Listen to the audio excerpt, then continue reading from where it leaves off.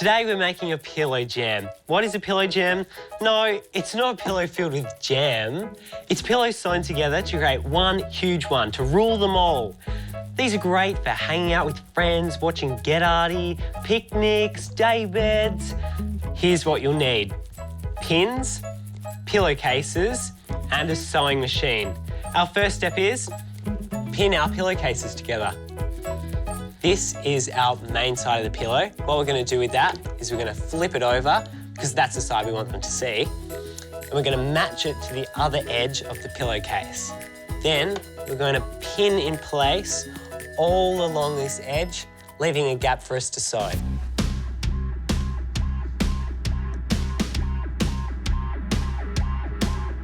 And it's time to start sewing. We're going to sew exactly where we pinned the pillows in place, but we're going to take the pins out while we're sewing.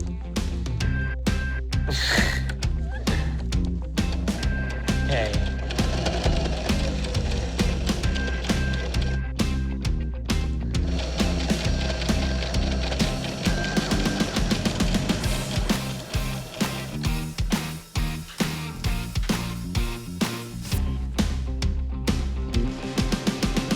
Repeat the same process with the other 3 pillowcases, remembering to backstitch at either ends of the pillowcase.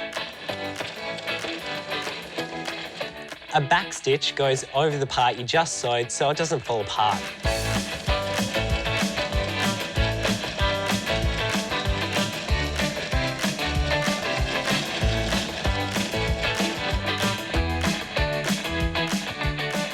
Almost done. Now all I have to do is pin and sew my last one.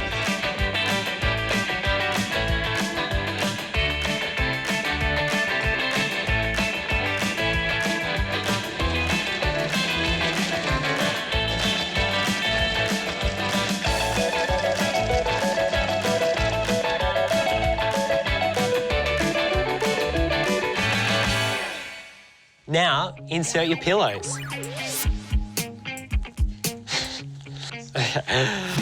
It's a lot harder than it looks.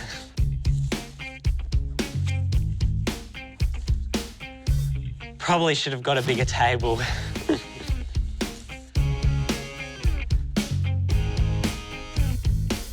Where is it? Ah, last pillow.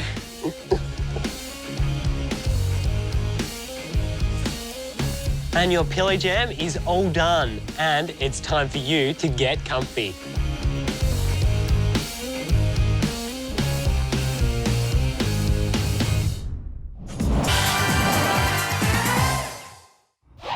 If you haven't heard of tardigrades, they are these amazing microscopic animals that can survive even in the vacuum of space or in volcanoes. In fact, they can even survive for many, many, many, many years without food or water. They're basically superhero animals. Here's what you need to make it: a pencil, an eraser, a marker, and 2 colored markers. Pink and green are best, and then a piece of paper. Start with a circle for the head. We're going to do some basic shapes. Big circle, and then just behind that circle, another bigger circle, but kind of more of an oval shape. And that's going to overlap. Then you're going to do another oval, still overlapping with that one. In the middle, this one's kind of straight up and down. And then the last one is going to be on an angle facing back towards all the others. Again, overlapping. Now you kind of got the body.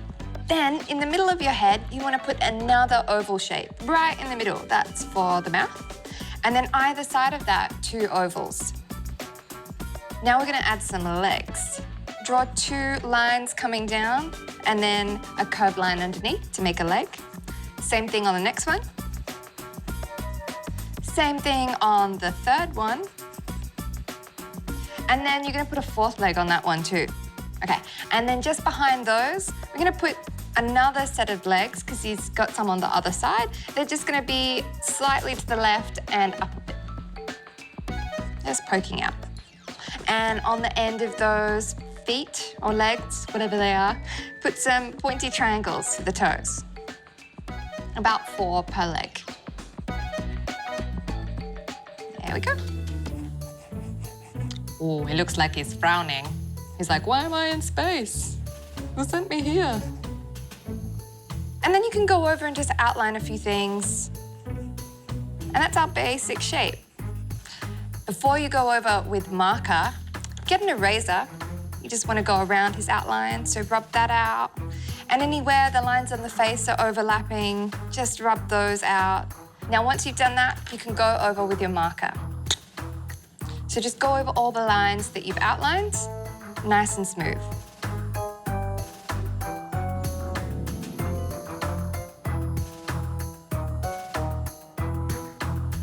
Then over the top, just getting those sort of hump shapes. And just try and keep him nice and big. He's a really cuddly guy. And then do those toes. They're kind of like little bear claws. Wonderful. And the final detail you want to do is you want to draw a circle just inside of the mouth of tiny little circles.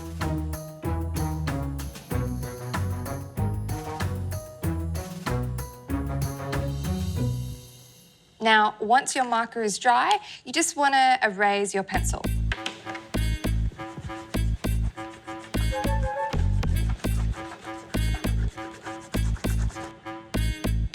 Time to colour your tardigrade. So I'm going to start with a pink colour, and you're going around the outline, but you're also going to colour pink anything where the light won't touch, so anything that's shaded. I'm going to do those cheeks. I'm going to take the shape of the cheeks and the head just into the body a little bit. Shade the side of the mouth and under that brow. And then just a thin line over the top of the body. Shade most of the legs with the pink in kind of a curved shape. Once you're done with pink, colour the rest in green.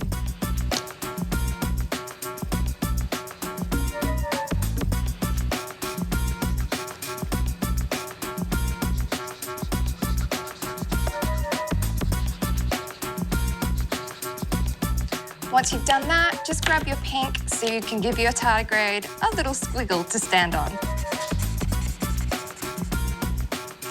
Oh, look at you! My very own little tardigrade. So cute. Actually, I've just realised they're so small that I could have one living in my nose. I think I'm gonna go blow my nose. Oh, bye. That was a sunset.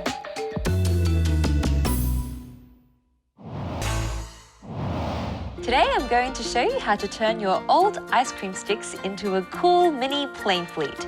Here's what you'll need: some silver and red paint, or any other paints that you want, scissors, ice cream sticks. I'm going to use large ones and small ones, and a wooden peg. I've already removed the wire, some glue, a paint marker, and some paintbrushes, a bowl, and a pencil. Okay, so to start off, grab your large wooden stick and also your peg. Squeeze some paint into your bowl. Add a bit of silver and a bit of red. Okay, grab your paintbrush. I'm going to start off with the silver and paint your peg. Getting all messy. I pulled my peg apart so I can completely cover it in paint. Then I'm going to glue it back together later. Now I'm going to grab my large wooden stick and paint it in red. Turn it around. Now once you've covered your wooden stick in red paint, set it aside for it to dry. When they're dry, we're going to glue our pegs together. So your paintbrush, add a bit of glue onto the flat surface of the peg. Then place both pegs together, give it a little squish so it all sticks together, then let it set. Now to make the plain wings and tail. Grab your smaller wooden sticks. I've bought some that have been pre-colored. Grab your scissors and place your larger wooden stick onto the top end of the peg into the center. Grab a pencil to mark out how long you want the wings to be and cut. Be really, really careful when you're doing this. There you go. Now let's place it here. And now for the tail, we're going to do the same thing, but remember the tail is shorter than the wings. Place the tail onto the bottom of the plane, then mark how long you want the tail to be. And you only have to cut one side of the wooden stick because we're going to use the natural edge on the other end. Okay? We're not going to glue it just yet. We're first going to get a little arty with it. So grab your paint marker and start adding some decorations. I'm going to do some pointy triangles because this will make it fly faster. Just kidding. But you can do whatever you like.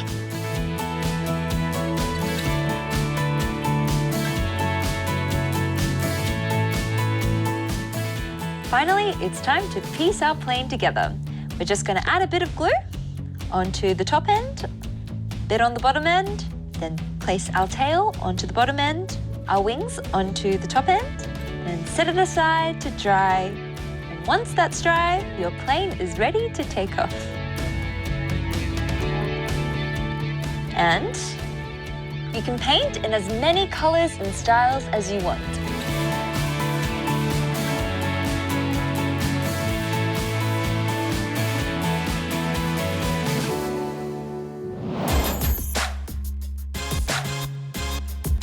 When you're taking a photo or making a short film, there are so many things you have to think about. But one of the most important would have to be, of course, light. Now this is going to really impact your final shot. It could be too dark, too bright, people could be squinting and you don't want that in your final shot. So today I'm going to show you how to make your very own light reflector, also known as a flecky. And here is what you need. A black marker, either scissors or a Stanley knife, be careful with that one. Some heavy duty tape, a ruler, some self-adhesive book covering, and you want it to be shiny, either silver or gold, and of course, some plastic board. This can be found at your local hardware store. Now your first step is to grab your book covering adhesive. Now what you want to do is roll it out and see how big it is compared to your plastic sheet. Luckily with these things, you have these little square lines on the back, which will help you cut it out if it's not the right size. So that looks about right. I'm just going to put that on the table. Now what you want to do is leave a little bit on the borders like this, just so you've got some wiggle room when you're going to cut it out. I'm going to grab my black marker and I'm just going to mark the areas I want to cut. Here, here, over here. Now I'm actually not going to cut to that exact line. I'm just going to go a little bit further just so I have a bit of runoff around the side, just to help me out a little bit later.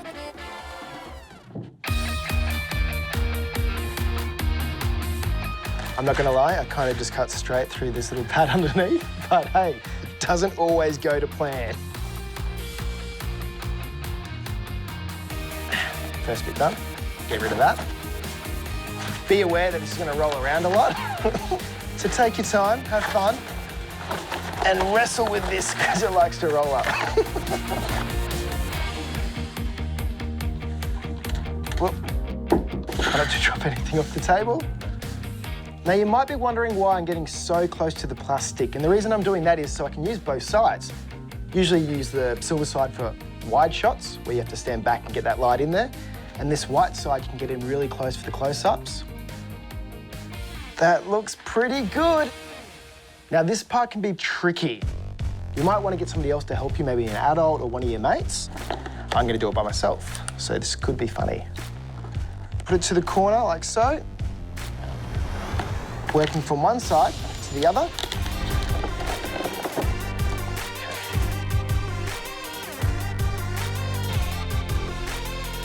Yep, that's pretty good. Working back and forth, making sure we get all those air bubbles out.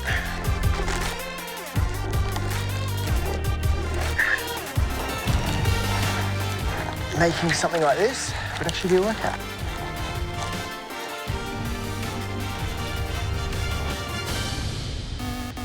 Have no fear, the heavy-duty tape is here. I'm going to make a border now using this, which is actually going to help this stay stuck down. Stretch it out. find your corners and fold it over. Working from one side to the other, just pressing it down. Now do the same thing to every side. Cut it.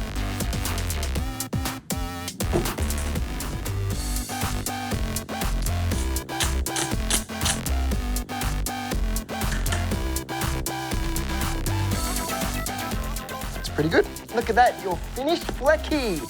Ready to reflect that light. Look, it already works in here. Oh.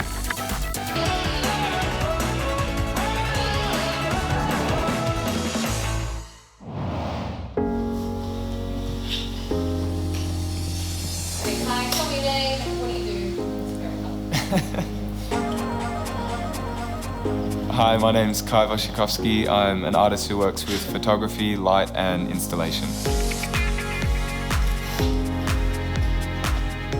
I started mostly taking photographs on film cameras. I liked working within the parameters of the camera, shooting onto colour negatives. And that was great because I got to see it unfold all kind of physically in the darkroom and in space. And understanding that and seeing colour in real life kind of helped me transition into digital. These ones are of different types of plants. They have a 3D optical quality to them. So when I go out and take the photograph, it's just one single photograph. And then I edit the photograph to create the illusion of depth. And so when you print it, you apply a plastic, an acrylic sheet. And then when that matches up together, you see 3D. For me personally, when I make a series of works, they all kind of revolve around the same idea. And sometimes two different works come from the same place. They may look different, but they're all exploring a similar concept.